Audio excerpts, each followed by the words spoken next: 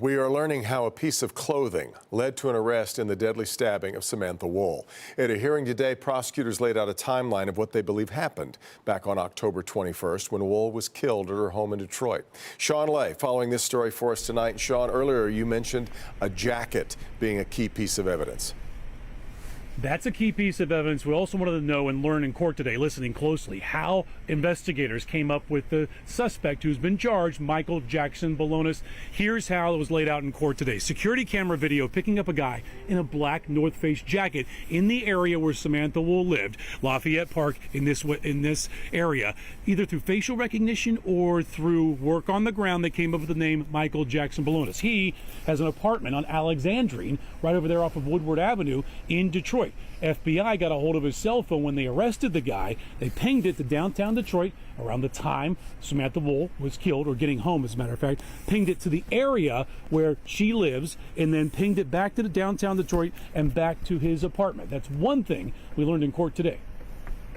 MSP Trooper Elizabeth Stockmeyer is the officer in charge of the Samantha Woll investigation. She points to this black North Face jacket as the key to finding Woll's alleged killer, Michael Jackson Balonis. He's charged with her murder. Security camera video from the time Woll was killed, October 21st, showed a man in that jacket in the area. Investigators came up with a name and an apartment on Alexandrine in Detroit.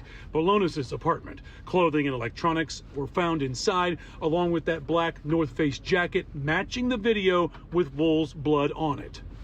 Based on the CCTV footage and the extensive video canvas, we determined that North Face jacket was one that was worn by the suspect on that night, which prompted us to seize it. Samantha Woll got home from a wedding at 12:30 in the morning. ADT security system records show her front door was open to let her in. A half hour later, ADT noted that the front door was left open. 4:20 a.m., ADT sensors noted movement in Woll's living room, pointing at the time Woll was killed. Back here lies Samantha Woll's family in the front row, listening to all this new evidence we're learning today. This hearing is to determine whether or not Jackson Balonis will be bound over for trial, if there's enough evidence here, and the hearing will continue. More prosecution witnesses to be called. That'll happen Tuesday afternoon right here at 36th District Court. Judge King courtroom will be here to cover it for you. Live downtown tonight, Sean Lay, Local 4. All right, Sean.